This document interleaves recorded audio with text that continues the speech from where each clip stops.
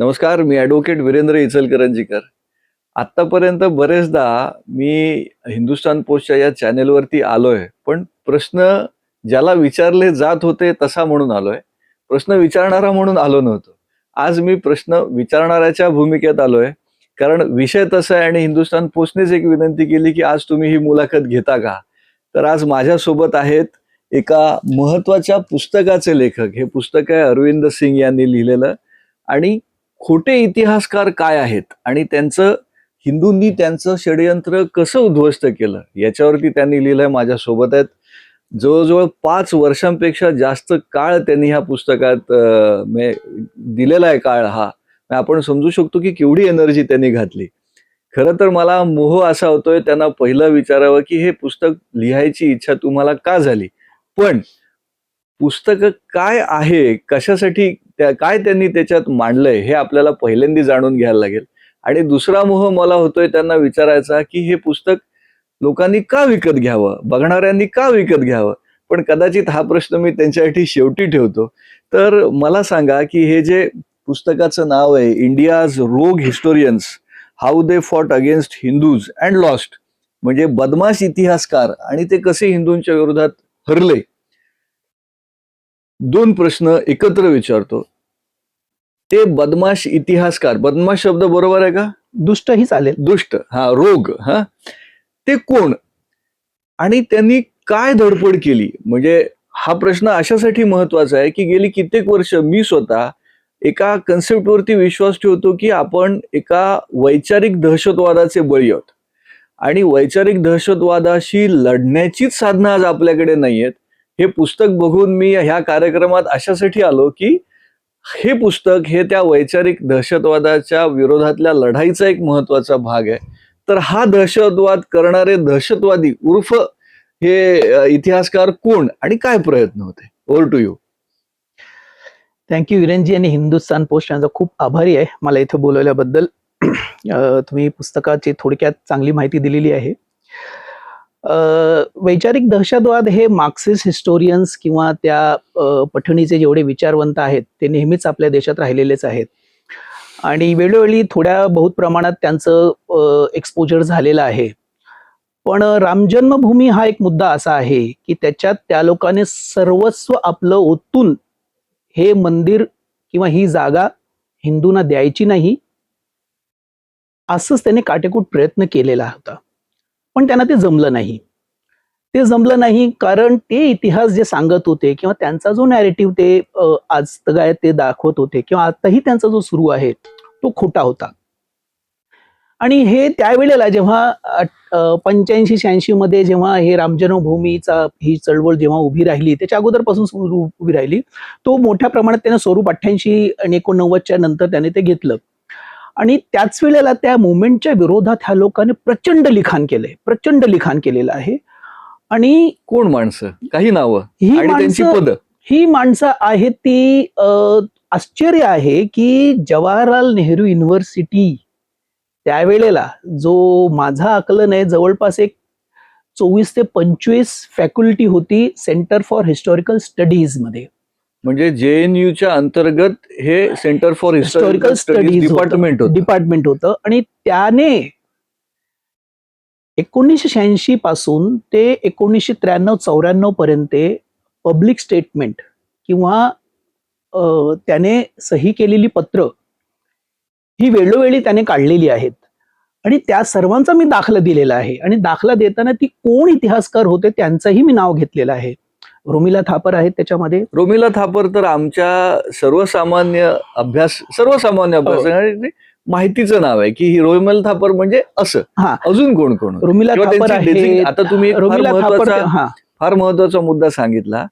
विद्यापीठाच्या अंतर्गत असणारा एक विभाग मुळात कायद्याने हे करू शकतो का? तर माझा अंदाज आहे की कायद्याने विद्यापीठाच्या कुलगुरूंच्या परवानगीशिवाय किंवा राज्यपालांच्या, कारण राज्यपाल हा तिथला मुख्य हे असतो, करू नाही शकत. हा एक वेगळा अँगल आहेतच आहे. हे इतिहासकार होते त्याच्यामध्ये निराद्री भट्टाचार्य होते, रोमिला थापर तर होत्याच होत्या. त्याच्यामध्ये S गोपाल होते जे आपले राधाकृष्णन जे राष्ट्रपती होते त्यांचे सुपुत्र होते. त्याच्यानंतर बिपिन चंद्र होते ते दिल्ली युनिव्हर्सिटीचे होते, ते सुद्धा होते. आणि मग अमिया बागची आहेत किंवा बरेचशे अशा लोकांची मी ती नावं दिलेली आहेत ह्याच्यामध्ये आहेत. त्याच्यामध्ये महत्वाचं एक आहे असं की त्यावेळेला त्या डिपार्टमेंटमध्ये फक्त एकच मुस्लिम प्रोफेसर होता हा. आणि त्याने ह्या सर्व मार्क्सिस्ट हिस्टोरियन्सना तुम्ही जे काही करताय तसं करू नका, तुम्ही इतिहासाचं राजकारणासाठी वापर करताय, ह्याच्याने इतिहासाचं नुकसान होणार आहे असं सांगणारा एक फक्त professor Aziz, centre for historical studies मधला एक मुस्लिम प्रोफेसर ह्या सर्वांना बजावत होतं की तुम्ही फार वाईट करताय, तुम्ही हिंदूंच्या विरोधात जाताय, तुम्ही ह्या चळवळीत तुम्ही तुमचं सर्व स्टेक लावताय, हे तुमच्यासाठी तर नाही, हे इतिहास ह्या डिसिप्लिनसाठी फार घातक आहे. पण त्याने ते ऐकलं नाही. तुमचं म्हणणं असं आहे की एक मुसलमान इतिहासकार अभ्यासक इतिहासाचा अभ्यासाचं वाटोळं करू नका हो, म्हणून हे सांगत हे त्यांना सांगत होतं. त्याने तो आर्टिकल लिहिलेला आहे, त्या आर्टिकलचा मी उतारा सुद्धा दिलेला आहे. आणि हे काय म्हणत होते त्यावेळेला, म्हणजे ही मंडळी, ही 24-25 लोकांची मंडळी काय म्हणत होती, आणि एक त्यातलाच एक इतिहासकार, त्यांचा जो कलिग आहे तो काय म्हणत होता, तो ह्यांना सांगत होता, बाबांनो असं करू नका, तुम्ही इतिहासाचं वाटोळं करताय. ते हिंदू आणि मुसलमान जे आहेत ते त्यांचं काही असेल तर त्यांचं ते पाहून घेतील, तुम्ही त्याच्यात पडू नका इतिहासकार म्हणून. बरं, हे एक झालं. म्हणजे JNUच्या अंतर्गत असणारे ही काही, म्हणजे तिथल्या पगारावर पगारी हो. प्राचार्य प्राध्यापक जे कोण असतील तिथले रिसर्चर्स, त्यांनी हा प्रयत्न केला. या पलीकडे अजून असं काय झालंय, किंवा ह्या प्रयत्नांची काय आपण म्हणतो तीव्रता काय होती, किंवा त्याचा परिणाम काय झाला, किंवा कुठपर्यंत ह्यांनी ते केलं, असं काही सांगाल का? ह्याने शेवटपर्यंत प्रयत्न केलं. असं आहे की माझी अशी भूमिका आहे आणि त्यावेळेला बऱ्याचशाच अशा अभ्यासकांची भूमिका होती की, आणि जो मुद्दा मी त्यांना दुष्ट का म्हणतो, तो ह्याच्यासाठी म्हणतो की जर ही लोक त्याच्यात पडली नसती तर आपल्या राजकीय व्यवस्थेत किंवा आपल्या संविधानच्या व्यवस्थेत अशी आपण काहीतरी ह्याचा काहीतरी निकाल लावला असता. हिंदू आणि मुस्लिम म्हणून एकत्र जर ते बसले असते आणि जसा तो प्रयत्न झाला तर ह्याच्यातून काहीतरी तोडगा निघाला असता, दंगली माजल्या नसत्या, बॉम्बस्फोट झाली नसते, त्याच्यानंतर जेवढं काही जीवित लोकांची हानी झाली तर अजिबात काही झालं नसतं. त्याच्यामध्ये ह्या लोक शिरली आणि वारंवार मुसलमानांना हे सांगत होती की हिंदूंचं जे काही मागणी आहे, त्यांच्याकडे जे काही पुरावे आहेत ते सर्व खोटे आहेत, तुमची बाजू भक्कम आहे, तुमच्या बाजूने इतिहास तुमच्या बाजूने उभा आहे, आम्ही तुमच्या बाजूने उभे आहोत, तुम्ही एक पाऊल मागे जाऊ नका. आणि मुसलमानाने तसं केलं. चंद्रशेखर जेव्हा पंतप्रधान झाले तेव्हा त्याने बैठका लावून घेतल्या होत्या, विश्व हिंदू परिषद आणि बाबरी मस्जिद ऍक्शन कमिटीची. आणि त्यात हे काही इतिहासकार म्हणजे आर्यश शर्मा, DN झा, मोहम्मद अतहर अली आणि सूरज भान, ते आर्किओलॉजिस्ट, हे 3 इतिहासकार आणि हे 4थे आर्किओलॉजिस्ट हे मुसलमानांच्या वतीने चर्चेत आले. अच्छा. मुसलमानांच्या वतीने हे चर्चेत आले आणि आल्यानंतर ह्याने काय सांगितलं, चर्चेत तिथे बैठकीत सांगितलं, पंतप्रधानांच्या समोर, पंतप्रधान नव्हते त्यावेळेला, ते त्यांच्या वतीने जी बैठक घेतली होती त्याला एक सहाय त्यावेळेचे आपले गृहराज्यमंत्री होते, सुबोधकाज सहाय, त्यांच्या अध्यक्षतेत बैठक झाली होती. विश्व हिंदू परिषदचे इतिहासकार होते, त्यांचे नेते होते, बाबरी मस्जिद ऍक्शन कमिटीचे पदाधिकारी होते आणि इतिहासकार होते. 1986 पासून आता ही बैठक होत होती 24 जानेवारी 1991 ला. अच्छा. पण ह्यांचा पहिला जो दाखला येतो तो येतो 2 ऑक्टोबर 1986 ला. लक्षात ठेवा, 2 ऑक्टोबर 1986 ला ह्यांचं पहिलं पत्र आहे, टाइम्स ऑफ इंडिया मध्ये आलेलं आहे, ज्याच्यामध्ये ते म्हणतात की बाबरी मशीद तोडून बनवलेली गेलेली आहे. एक मंदिर तिथून मंदिर होतं, तिथे रामाचं मंदिर होतं, ते तोडून तिथे एक मशीद बनवली गेली, असं काहीही पुरावा नाही आहे. हे 2 ऑक्टोबर 1986च्या टाइम्स ऑफ इंडियाच्या एक मोठ्या पत्रात असं म्हणतात ते. म्हणजे तुम्ही हा जो काळ सांगितला आमच्या ऐकणाऱ्यांच्या दृष्टीने फक्त क्लेरिफाय, बरोबर आहे का माझं, असं म्हणून विचारतो की शहाबानो प्रकरणाचा निकाल लागला आणि मुसलमानांच्या बाजूने हे सगळं होत आहे असं लोकांना वाटायला नको, म्हणून बहुतेक त्या काळात राजीव गांधींनी रामजन्मभूमीचे दरवाजे उघडायचा निर्णय दिला, असं असं काहीतरी त्याला एक ट्रिगर आहे. नाही इफ आय मिस्टेक नॉट, नाही, करेक्ट नाही. करा ते. मी- आणि हो, मग मी त्या सांगतो तुम्हाला. बॅकग्राऊंडला हे पत्र आलं असं हो. तुम्हाला म्हणायचं. नाही. हा. आपल्या माझं लोकांना तपशील चुकत असेल, पण थोडस हा, त्याच्यामध्ये ते तुम्ही सांगा. क्रोनॉलॉजी आहे असं, हा. की असं आहे की 2 फेब्रुवारी 1986 ला टाळा उघडला गेला. ओके 2 फेब्रुवारीला. ओके. आणि शाहबानोंचा जो निर्णय पार्लमेंटमध्ये पास झाला, कायदा आला तो. निर्णय जो पार्लमेंटने पास केला, नंतर ते प्रेसिडेंटने एक 2-3 महिने घेतले, ते आलेलं आहे आपल्याकडे 15 मे 1986 ला. म्हणजे रामजन्म मंदिराचा टाळा पहिला उघडला गेला आणि शाहबानोचा जो निर्णय, जो पार्लमेंटने जो सुप्रीम कोर्टाचा निर्णय रद्द केला, तो 19 ते पुढे झालेला आहे. कमिंग बॅक की 2 ऑक्टोबर 1986 ला हे पत्र लिहितात की तसं काहीही पुरावा नाहीये आणि सरकारच्या समोर 24 जानेवारी 1991च्या बैठकीत म्हणतात की आम्ही पुरावे पूर्ण पाहिलेले नाही आहेत. बघा, म्हणजे म्हणजे 86 ला 5 तुम्ही वर्ष जे सांगता हा. त्याचे पुरावे तुमच्याकडे 91 पर्यंत नव्हते. हो. कुठल्या आधारावर ते सांग? पण 86 ते 91 मध्ये त्या लोकांनी 2 पुस्तकं काढलीत आणि खूप काही पत्र लिहिलेले आहेत, आर्टिकल लिहिलेले आहेत, ते काही पुरावा नाहीये. पण सरकारच्या समोर बैठकीत सांगतात की आम्ही अजूनपर्यंत संपूर्ण पुरावा पाहिलेला नाहीये. पण मग सरकार काय म्हणतं, ठीक आहे, बैठकीत असा निर्णय होतो की आपण 5 फेब्रुवारीला या, हे जे एव्हिडन्स आहेत विश्व हिंदू परिषद ते तुम्ही घेऊन जा, त्याचा अभ्यास करा आणि 5 फेब्रुवारीला या, म्हणजे जवळपास एक 10 दिवसाने या. 3 फेब्रुवारीला ह्यांचं एक पत्र आहे, 43 इतिहासकाराने सही केलेलं आहे. 43 इतिहासकाराने त्याच्यात ते म्हणतात की जर बाबरी मस्जिद ऍक्शन कमिटी विश्व हिंदू परिषदेशी वाटाघाटी करून जर ही मस्जिद शिफ्ट करत असेल तरीही आमचा त्याला विरोध आहे. म्हणजे चंद्रशेखर तोडगा काढण्यापर्यंत ते आले होते. बाबरी मस्जिद ऍक्शन कमिटीचे लोक तयार सुद्धा झाली होती की ठीक आहे, आमचे इतिहासकार पाहतील आणि निर्णय देतील, त्याच्यानंतर आपण ठरवू काय करायचंय. पण हे इतिहासकार, हे 4 इतिहासकार आणि त्याच्याबरोबर 39 इतर इतिहासकाराने एक पत्र पाठवलेलं आहे आणि ते मीडियामध्ये पब्लिश झालेलं आहे. मग पूर्ण पत्र मी माझ्या पुस्तकात कोट केलेलं आहे. त्यात 43 इतिहासकारांची नावं दिलेली आहेत आणि ते म्हणतात की जर बाबरी मस्जिद ऍक्शन कमिटी ही कॉम्प्रोमाइज करत असेल तर आम्ही त्याचा विरोध करू. आणि मग ती बोलणी तिथंच फिसकटली. म्हणून एक दुष्ट म्हणतो मी यांना. म्हणजे ह्यांनी अस्तित्वात नसलेल्या पुराव्यांच्या आधारे तेढ वाढवली, नक्की संघर्ष वाढवला, नक्की हिंदू मुसलमान फूट वाढवली. हो. पण मला सांगा, आता एक थोडा वेगळ्या चॅप्टरकडे जातो. म्हणजे जो मी पहिला प्रश्न विचारलेला की हे नक्की काय, ह्याचं तुम्ही उत्तर दिलं. आता त्याच्यातून 2 प्रश्न हे रिलेट करत असणार तुम्ही, कारण तुम्ही स्वतः पत्रकार आहात. तर आम्हाला आत्ता समजा असा वैचारिक दहशतवादाचा प्रयत्न सुरू आहे, तर तो शोधायचा कसा?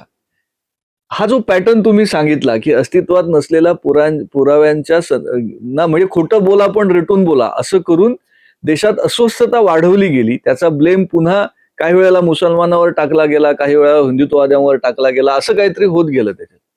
हे आताही तसं होत असेल, हे रिलेट करण्यासाठी तुम्हाला हे जेव्हा तुम्ही सगळं वाचत होतात ते आम्हाला हे शोधताना काय बघितलं पाहिजे, असं काही सांगता येईल का?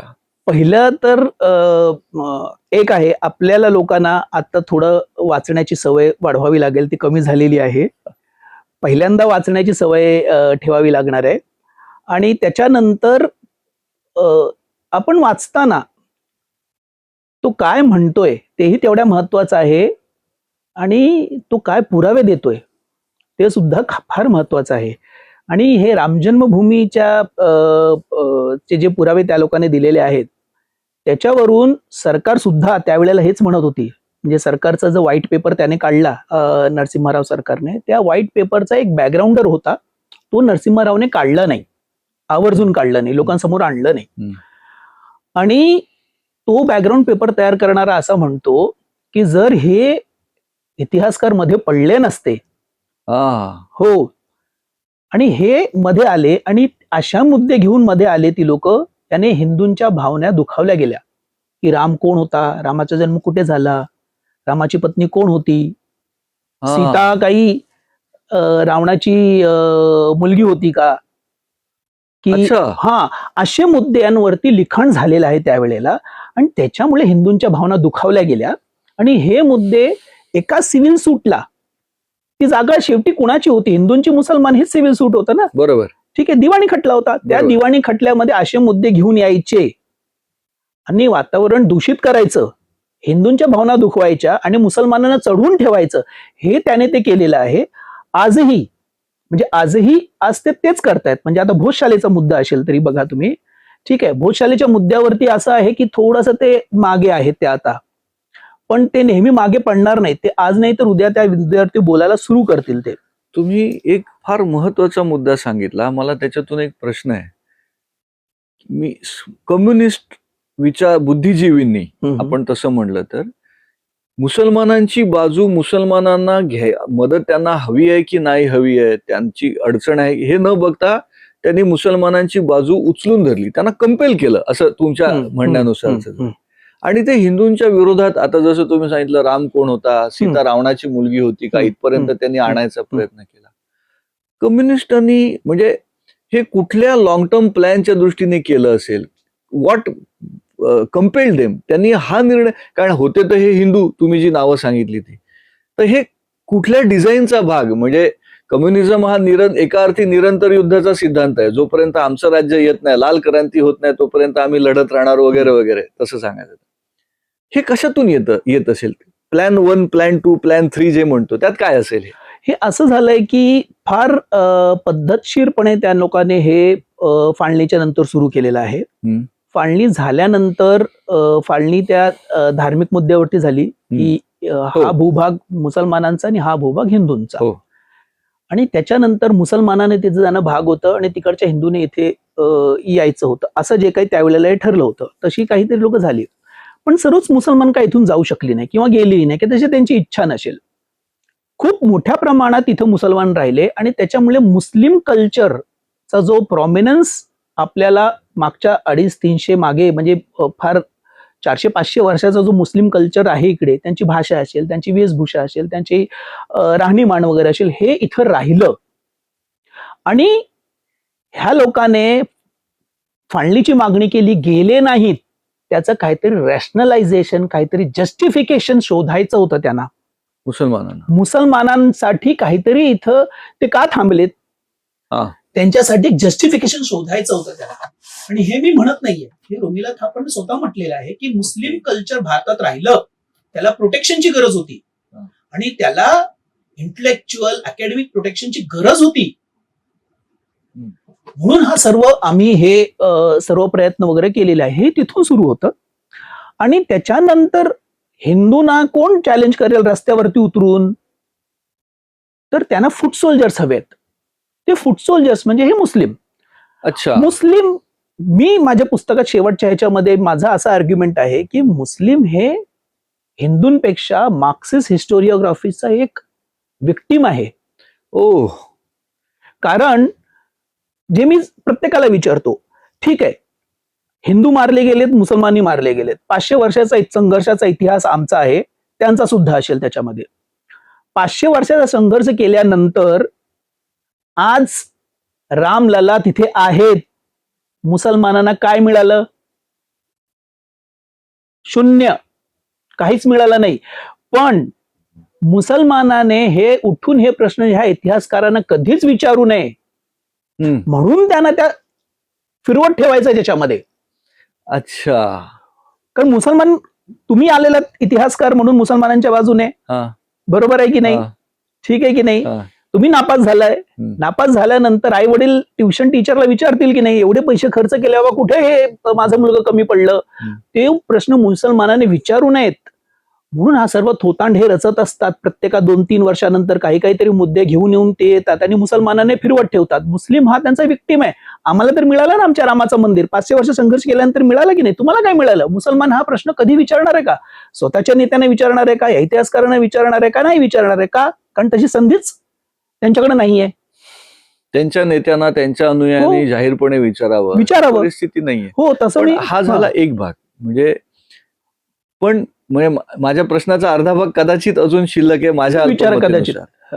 की मार्क्सवाद्यांना मुसलमानांचीच बाजू घेणं आणि हिंदूंच्या विरोधात ते करणं हे का करावं असं वाटतं? हे मॉडेल काय आहे?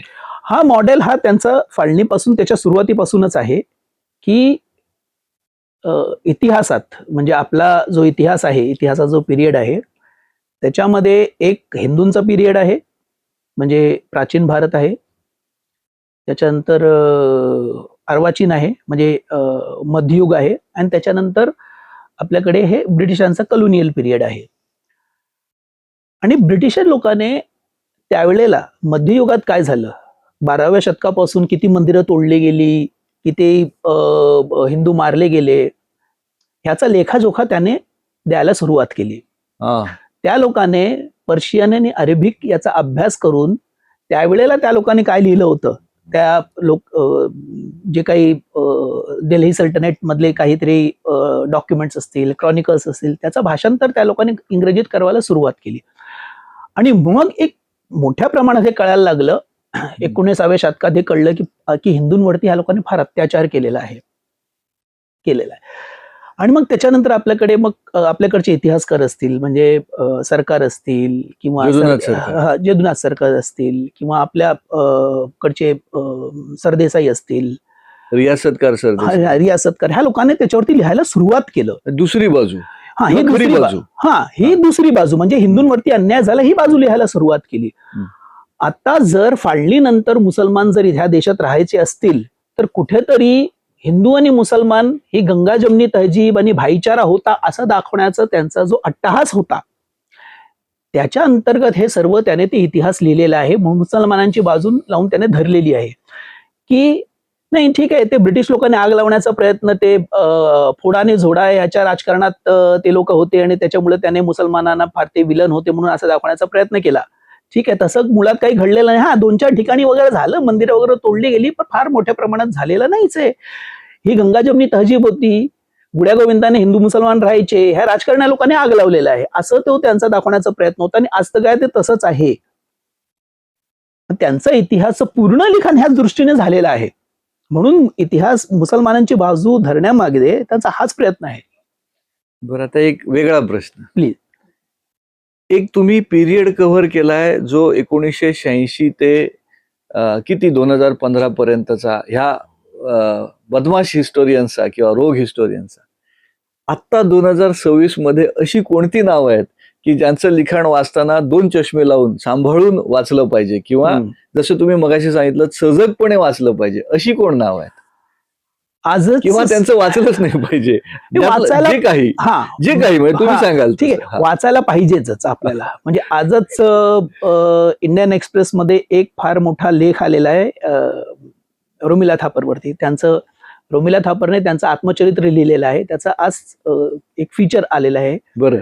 आणि त्याच्यामध्ये रोमिला थापर असं म्हणतात की आर्यन इन्व्हेजन थिअरी म्हणजे आर्य हे बाहेरून आलेले आहेत, ह्याच्यावरती फार लिखाण झालं आहे. आणि त्याला आव्हान देणारे हे सोशल मीडियावरची लोक आहेत. आता ह्याच्यामध्ये काय आहे पहा की एक तर रोमिला थापर एका झटक्यात आर्यन इन्व्हेजन थिअरीच्या विरोधात जेवढं काही अकॅडमिक लिखाण झालेलं आहे की आर्य एका झटक्यात त्याने ते संपून टाकलं. ते फक्त एवढं म्हणतात की हे सोशल मीडियावरती लिहिणारी लोक आहेत, म्हणजे त्यांना फार काही गंभीरतेने घेण्याची गरज नाहीये. खूप मोठ्याने परदेशात बसलेल्या, युरोपमध्ये बसलेल्या, भारतात असलेल्या खूप लोकांनी खूप लिहिलेलं आहे की आर्य हे भारतातून आलेले नाही आहेत. ठीक आहे, तर हे इतिहासकार एंगेज होत नाहीत, चर्चा करत नाहीत तुमच्याशी. आणि त्याच्यानंतर तुम्हाला हे सांगितलं जातं की तुम्हाला येतं काय, तुम्ही तर सोशल मीडियावरती वगैरे बोलत असता, तुम्हाला काय फार काही माहित नाही. हा एक आजचंच एक उदाहरण आहे की रोमिला थापर सारखी लोक एंगेज होत नाहीत. ठीक आहे. दुसरं तीच लोक आहेत आणि आता हे विचारतात की तुम्ही इतिहासकार आहात म्हणून तुमची डिग्री दाखवा, असाही प्रश्न विचारतात ते. म्हणून आता जे साई दीपकने 2-3 पुस्तकं लिहिलेली आहेत, पण त्यांना ते इतिहासकार मानत नाहीत. ते मलाही सोशल मीडियावरती असंच रिॲक्शन येतं की रे तुम्ही तर पत्रकार आहात ना, तुम्ही इतिहासकार कसे झालेला आहात. ठीक आहे की नाही, जे आर्ग्युमेंट तुमचं ते काउंटर करू शकत नाहीत, तिथे भलतीकडेच प्रश्न निर्माण करून ठेवा. म्हणजे सिटीजनशिप अमेंडमेंट बिलच्या विरोधात हम कागज नाही दिखाएंगे हम्म. असं म्हणणारी आम्हाला विचारतात, पहिले कागज दिखाइए डिग्री का, तब आपसे हा. चर्चा करेंगे. हा जो मुद्दा त्यांनी सांगितला, वैचारिक दहशतवाद कसा असतो, बरोबर त्याची आहे. एकदम प्रॅक्टिकल उदाहरणं आहेत. म्हणजे काय वाचायला पाहिजे, काय वाचताना काय टाळायला पाहिजे, हम्म. हे सरांनी जे सांगितलं त्याचं एकदम प्रॅक्टिकल. ते दोन गोष्टी आपल्याला हो, रिलेट करायला लागतील. बरोबर आहे. रिलेट करायला लागतील. आता मगाशी जे दोन प्रश्न मी म्हटले त्याच्याकडे येतो. 5 वर्ष हे पुस्तक लिहिण्यासाठी इतकी मेहनत घालायची हम्म. आणि एक विषय खरा जर तो एका अर्थी 2019 मध्ये संपलेला आहे. सुप्रीम कोर्टाचा निकाल आला, मग मंदिर झालं, रामललाची प्रतिष्ठापना झाली आणि आज आपण 2024 मध्ये हे पुस्तक घेऊन येतो. काय आज जळत राहिलं ज्यामुळे हे लिहिलंच पाहिजे, मला हे सांगितलंच पाहिजे असं वाटत राहिलं? शुक्रवारी जमाती उलेमा हिंदने एक पुस्तक काढलेलं आहे 180 पानी आणि त्याच्यात ते परवाच्याच दिवशी आणि इंग्रजी माध्यमांमध्ये त्याची चांगली चर्चा होत आहे. आणि परवाच ते एक पुस्तक आलं आणि त्याच दिवशी म्हणजे संध्याकाळी त्याने प्रेस कॉन्फरन्स घेतली. जमाती उलेमा हिंदची संध्याकाळी प्रेस कॉन्फरन्स झाली आणि दुपारी भोजशालाचा निर्णय पण आला. ठीक आहे. तर त्याच्यामध्ये ते असं प्रयत्न करतायत त्या पुस्तकात की कुठंतरी अयोध्येचा जो 2019चा निर्णय होता तो चुकीचा निर्णय होता, त्याच्यासाठी काहीतरी करायला पाहिजे असं त्याने 180 पानी पुस्तक आहे ते. मी खूप प्रयत्न करतोय की ते पुस्तक मला मिळावं, बघू त्याच्यात काय आहे. त्याशिवाय मागच्या आठवड्यातच मणिशंकर अय्यरने दिल्लीच्या एका रिटायर्ड चीफ जस्टिसचा इंटरव्ह्यू केलेला आहे. अच्छा. आणि ते चीफ जस्टिस प्रत्येका ठिकाणी जाऊन सुप्रीम कोर्टाच्या निर्णयाच्या विरोधात बोलतायत. काय त्यांचं नाव? बी मुरलीधर रेड्डी. बी मुरलीधर रेड्डी आहेत ते. आणि एक महमूद प्राचा नावाचे एक दिल्लीतले वकील आहेत, ते दिल्ली हायकोर्टात गेले होते मला वाटते 5-6 महिने अगोदर आणि त्याने दिल्ली हायकोर्टात सांगितलं की जे सुप्रीम कोर्टाचा निर्णय आलेला आहे त्याची छाननी करण्यासाठी आपण काहीतरी करावं असं त्याने केलेलं आहे. त्याच्यानंतर काही वकील आहेत त्यांनी क्युरेटिव्ह पिटिशन फाईल करावं आपण सुप्रीम कोर्टात.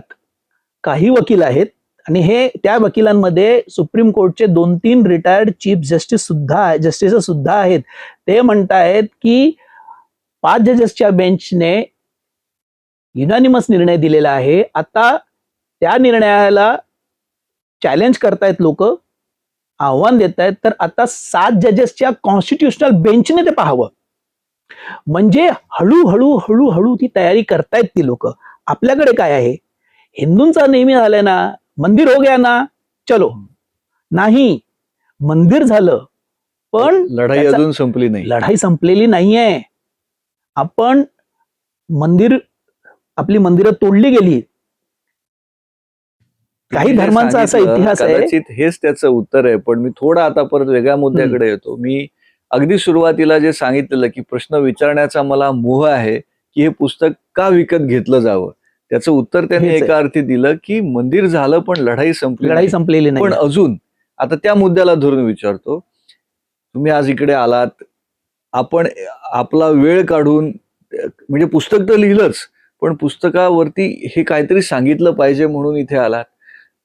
वाचकांनी हा व्हिडिओ 10 जणांना का पाठवला पाहिजे, तुमचं पुस्तक का विकत घेऊन म्हणजे लग्नात कोणाला तरी साडी भेट ड्रेस भेट द्यायच्याऐवजी पुस्तक भेट द्या वगैरे असं काहीतरी कदाचित तुमचं अपील असणार आहे. ते का झालं पाहिजे? 1-2 मिनिटात 1-1.5 मिनिटात जेवढं काही सांगा. पुढेच सांगतो, लढाई संपलेली नाहीये.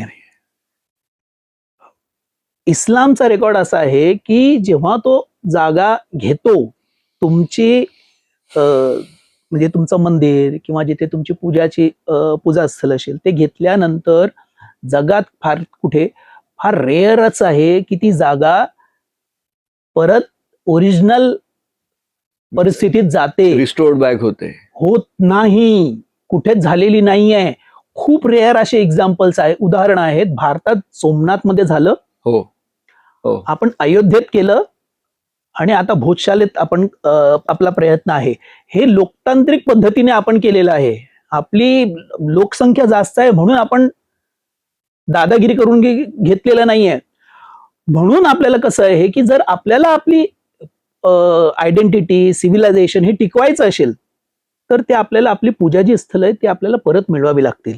त्याच्यासाठी आपल्याला नॅरेटिव्ह तयार करावं लागणार आहे. ह्याच्या भोवती जे काही बोगस किंवा खोटं नॅरेटिव्ह पसरलेलं आहे ते काय आहे ते जाणून घ्यायला पाहिजे आणि हिंदू लोकांनी ह्याच्याबद्दल सजग राहावं. आणि ते कसं राहावं, तर अशी काही जी काही पुस्तकं येतात ते वाचावं त्याने, की राम मंदिरसाठी काय लढा झाला, कोण इतिहासकार होते, आपले कोण होते, त्यांची कोण होते, ती लोकांनी ओळखावं. आणि त्या पद्धतीने जर आपल्याला आता काशी हवी असेल, मथुरा आपल्याला हवं आहे, हे सर्व हवंच आहे ना आपल्याला, ठीक आहे. ह्यांच्याशिवाय हिंदूंचं अस्तित्व कसं होऊ शकतं? नाहीच होऊ शकत. अयोध्या मिळालेली आहे ठीक आहे, पण काशी मथुरा आहे ना, अजून बऱ्याचशा जागा आपल्याला परत मिळवायच्या आहेत.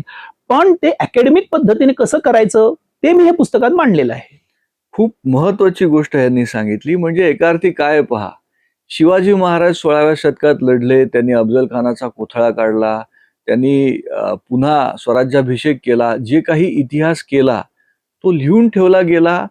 म्हणून त्याच्यातून पुढच्या पिढ्या प्रेरणा घेत राहिल्या, लढत राहिल्या आणि आजही कुठेतरी ती प्रेरणा आहे.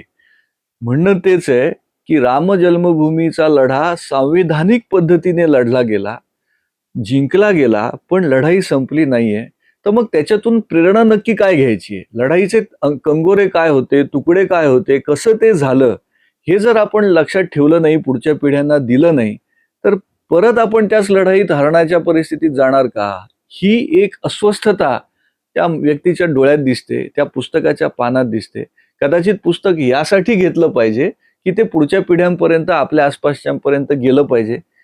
म्हणजे मी फॉर्मली तसा इंटरव्ह्यूअर नाही, त्यामुळे माझं काही चुकलं असेल तर तुम्हीही क्षमा करा, दर्शकांनी पण क्षमा करा. पण ही जी तळमळ आहे ही आपल्यापर्यंत पोचावी आणि एका दिव्याने 10 दिवे लागतात, तसं हे कुठेतरी अजून व्हावं. म्हणून मी 4 प्रश्न चुकीचे वेडेवाकडे काय विचारले तर तसं. पण नक्की पुस्तक वाचा, इंटरव्ह्यू अजून 10 जणांपर्यंत पोचवा. त्या हिंदुस्तान पोस्टवरती असे चांगले व्हिडिओ वाटतील तर ते नक्की पुढे न्या. धन्यवाद. तुमचे प्रश्न फार छान होते आणि मला आनंद झाला तुमच्या प्रश्नांची उत्तरं द्यायला. थोडीशी वेगळ्या पद्धतीने तुम्ही ही प्रश्न विचारलेली आहेत आणि आजच्या माणसाला म्हणजे डायरेक्ट एक कॉमन मॅनला हात लावणारे जे तुमचे जे प्रश्न होते त्याच्यामुळे मला फार आनंद झाला इथे यायला. वकील आहे, उलट तपासणी घेतो. तर मी हिंदुस्तान पोस्ट आणि वीरेंद्रजींचा फार फार आभारी आहे मला इथे बोलवल्याबद्दल आणि मला माझ्या पुस्तकाला बद्दल बोलण्याची संधी दिल्याबद्दल. थँक्यू.